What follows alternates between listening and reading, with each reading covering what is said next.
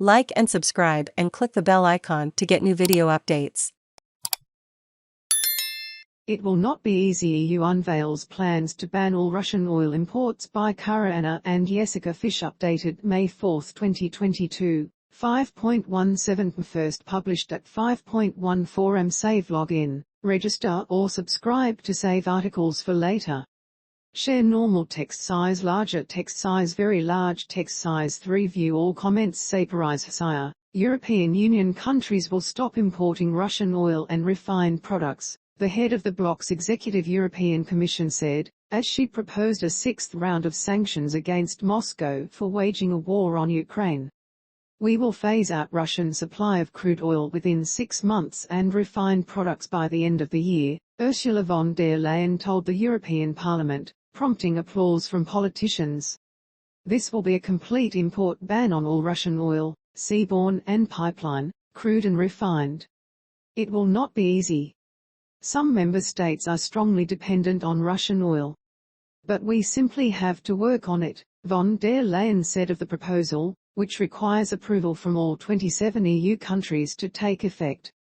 European Commission President Ursula von der Leyen urges the 27 nations of the EU to cut off Russian oil imports during her speech at the European Parliament. Credit, AP as well as oil. The sixth round of sanctions would also affect Sberbank, Russia's top lender, diplomats told Reuters, adding it to several banks that have already been excluded from the SWIFT messaging system. If agreed, the sanctions would mark a watershed for the 27 countries long dependent on Russian energy.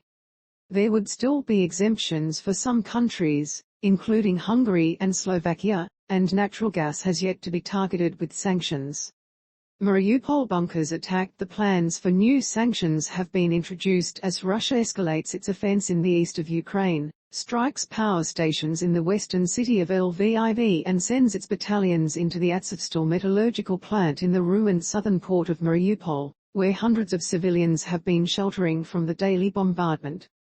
Scores of evacuees who managed to leave the city under UN and Red Cross auspices reached the relative safety of Ukraine-controlled Zaporizhzhia on Tuesday after cowering for weeks in bunkers beneath the sprawling plant. Weary-looking evacuees, including children and old people, clambered off buses after escaping the ruins of their hometown in southeastern Ukraine, where Russia now claims control. Escapees from Mariupol's steel plant eat a warm meal in the reception tent in Zaporizhzhia. Credit, Getty. We had said goodbye to life. We didn't think anyone knew we were there, said Valentina Sitnikova, 70, who said she sheltered in the plant for 2 months with her son and 10-year-old granddaughter. Russia is targeting Mariupol as it seeks to cut Ukraine off from the Black Sea and connect Russian-controlled territory in the south and east. Parts of the eastern regions of Donetsk and Luhansk were held by Russian-backed separatists before President Vladimir Putin launched the February 24 invasion. More than 200 civilians remain in the plant, according to Mariupol Mayor Vadim Boychenko, with 100,000 civilians still in the city. Where am I to go? Let them blow me up here, a 67-year-old woman told Reuters in the city, as she boiled water on an open fire amid the rubble of a destroyed apartment block. Russia showed no signs of backing down nearly 10 weeks into what it calls a special military operation, a war that has killed thousands, destroyed cities and driven 5 million Ukrainians to flee abroad. Russia's own $1.8 trillion economy is heading for its biggest contraction since the years following the 1991 breakup of the Soviet Union. Putin raised the economic stakes for Kyiv's Western backers by announcing plans to block exports of vital raw materials. Railways bombed. Russian forces have turned their heaviest firepower on Ukraine's east and south after failing to take Kyiv, the capital, in the opening weeks of the war. But there were also new attacks in the west on Tuesday.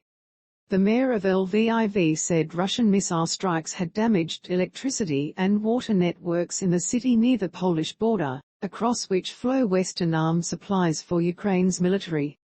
Russian forces also struck 6 railway stations in the center and west of the country, the head of Ukraine's railways, Olsk Sand Kamyshin, said. There were no injuries to civilians, He added on Twitter, smoke is seen in the sky following explosions after a Russian missile strike on May 3, 2022 in Lviv, Ukraine. Credit, Getty. In the east, Russian attacks in Donetsk on Tuesday killed 21 civilians and injured 27, Regional Governor Pavlo Kyrylenko said. Attacks and shelling also intensified in Luhansk, with the most difficult area being Popasna, where it was impossible to organize evacuations, Regional Governor Serhiy Haida said. There are no safe cities in the Luhansk region, he said on the